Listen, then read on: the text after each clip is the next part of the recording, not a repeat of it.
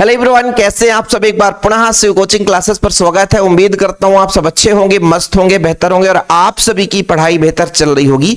प्यारे बच्चों, class 12 physics की बात करें तो स्थिर वैद्युत विभव तथा धारिता ये चैप्टर समाप्त हो चुका है।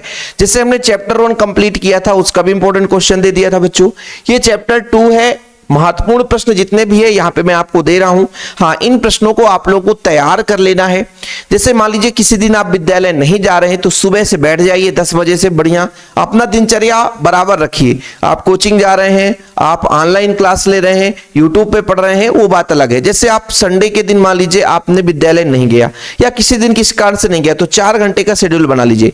उन 4 घंटे में इन प्रश्नों को रिवीजन करिए। रिवीजन करने का तात्पर्य है आप पहले पढ़ाई करिए और प्रश्नों को, हाँ ध्यान रखें, जब भी आप कोई भी विषय पढ़ें बच्चों, अभी आपके पास पर्याप्त समय और लिख लिख कर पढ़ें। यानी कोई क्वेश्चन पढ़ रहे हैं तो उसका आंसर जरूर लिखें। यदि आप नहीं लिखेंगे तो बाद में आपको दिक्कत होगी।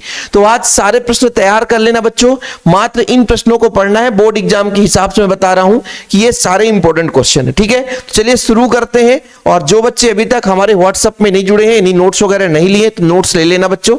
यदि किसी बच्चे को लगता है कि नहीं शिव सर का नोट्स चाहिए तो मेरा पर्सनल नंबर आप सबको पता होना चाहिए भैया। पर्सनल नंबर क्या है बच्चों? 9685, ठीक है, 9685 29 91 49। ठीक है, ये जो नंबर है बच्चों मेरा पर्सनल है।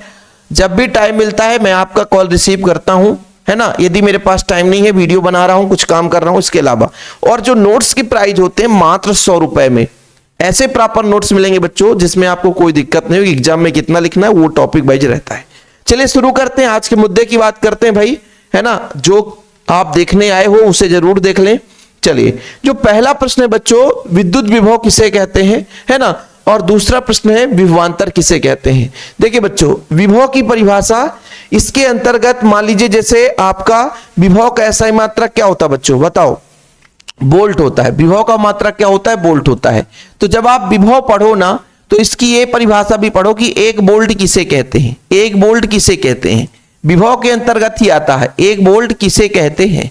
ऐसा नहीं कि विभव आपने एक लाइन में पढ़ लिया तो फिर खत्म कहानी कि हम किसी आवेश को अनंत से विद्युत क्षेत्र के किसी बिंदु तक लाते हैं तो जो कार्य करना पड़ता है वो विभव। ऐसे में नहीं होगा, उसके बारे में डिटेल्स पढ़ना है। जैसे मैंने लेक्चर कराया है विभव विभवांतर का, एक ही लेक्चर, ठीक है बच्चों। इसके बाद आता है आपका बिंदु आवेश के कारण वैद्युत विभव की गणना। बिंदु आवेश के कारण वैद्युत विभव की गणना, जैसे मान लीजिए हमारे पास कोई आवेश है, प्लस Q चार्ज है ना बच्चों। इससे कुछ दूरी r दूरी पर एक बिंदु P है, एक बिंदु P है। तो यहां पर विभव कितना होगा बच्चों? 1/4 पाई एप्सिलॉन नॉट, है ना, Q/R। यही तो होता है, सिंपल है। यदि माध्यम है तो K रख दो, इसकी गणना करनी है। ठीक है, इसके बाद बच्चों बिंदु आवेश के कारण वैद्युत विभव की गणना हो गई, है ना। अच्छी स्थिति पर वैद्युत आपके पास अक्षीय स्थिति है बच्चों, और अक्षीय स्थिति पर वैद्युत विभव की गणना, मतलब द्विध्रुव है। द्विध्रुव के कारण अक्षीय स्थिति पर वैद्युत विभव कितना वैल्यू आता है बच्चों। इसके बाद आपका निरक्षीय स्थिति, यहां पर निरक्षीय बस लिखा है बच्चों, जबकि यहां पर होना चाहिए निरक्षीय स्थिति, ऐसा होना चाहिए। निरक्षीय स्थिति कैसे लिखा जाता है? ठीक है बच्चों, निरक्षीय स्थिति, निरक्षीय, ठीक है, निरक्षीय स्थिति, ठीक है, स्थिति, ठीक है। तो वैद्युत द्विध्रुव के कारण निरक्षीय स्थिति पर वैद्युत विभव की गणना। समविभव पृष्ठ किसे कहते हैं? समविभव पृष्ठ के गुण लिखिए। समविभव पृष्ठ से एक क्वेश्चन और आता है बच्चों कि समविभव पृष्ठ एक दूसरे को प्रतिच्छेद नहीं करते क्यों? समविभव पृष्ठ एक दूसरे को प्रतिच्छेद नहीं करते क्यों? इसके बाद आपका क्वेश्चन आ जाता है परावैद्युत किसे कहते हैं। साथ में यहां पर मैं लिख देता हूं परावैद्युत के प्रकार,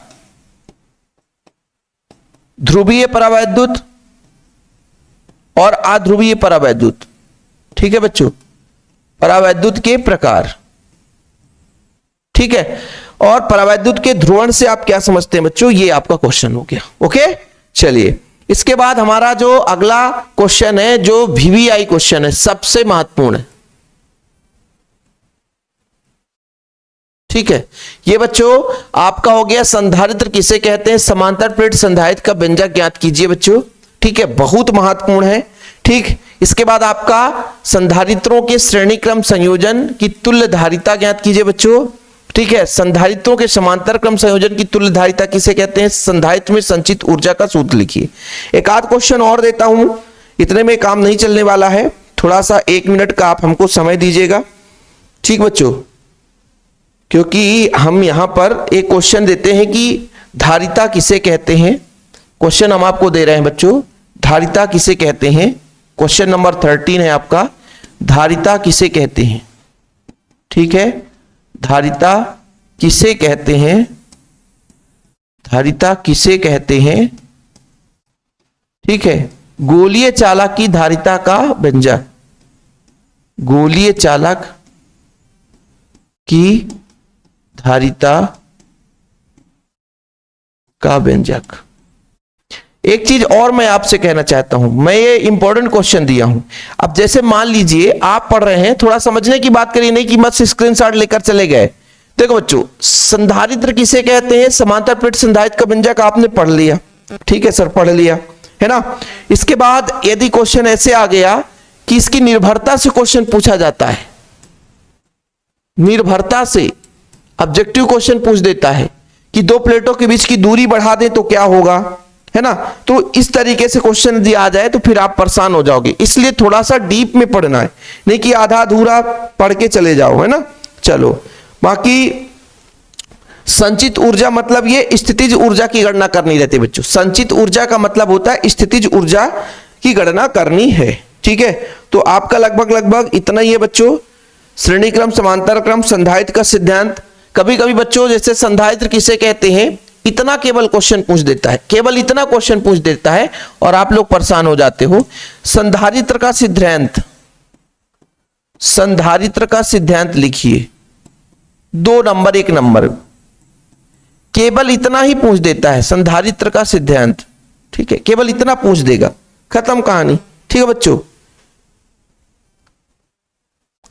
स्थितिज ऊर्जा वैद्युत द्विध्रुव के कारण बच्चों, चलो ठीक है ना, सिंपल है। उम्मीद करता हूं चीजें क्लियर हो गई। ये चैप्टर ज्यादा लंबा है नहीं भैया, जो जो क्वेश्चन मैंने कराया उसे आप लोग कर लेना, ओके।